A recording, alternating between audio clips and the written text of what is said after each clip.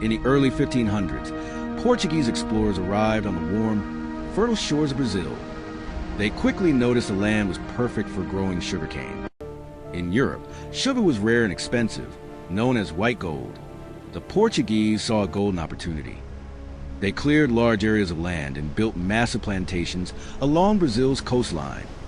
The sugar business promised huge profits, but growing and processing sugar required exhausting, constant labor under the burning tropical sun. At first, plantation owners forced indigenous Brazilians to work in the sugar fields.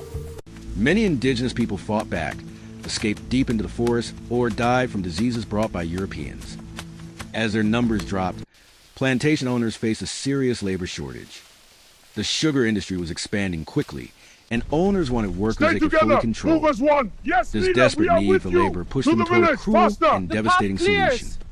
The Portuguese began transporting enslaved Africans across the Atlantic Ocean. Millions were captured from their homes and forced onto crowded slave ships. The journey, called the Middle Passage, was brutal and deadly. Many never survived the trip. Those who reached Brazil were sold and sent to sugar plantations. Families were torn apart, and freedom was stolen.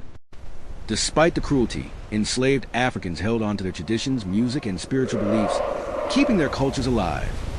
Working on sugar plantations was extremely dangerous. Enslaved workers cut sharp sugarcane stalks daily, often injuring their hands and bodies.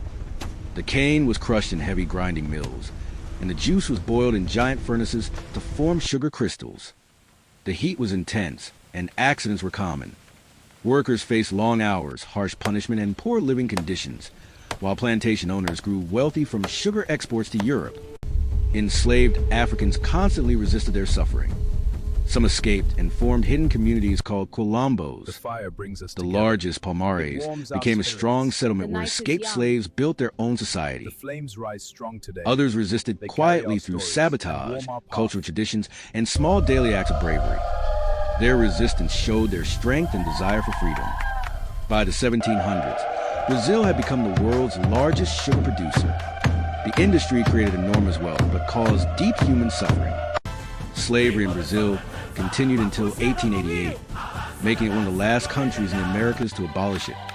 Today, African culture strongly influences Brazilian music, food, and traditions, reminding the world of the people who endured and survived the sugar empire.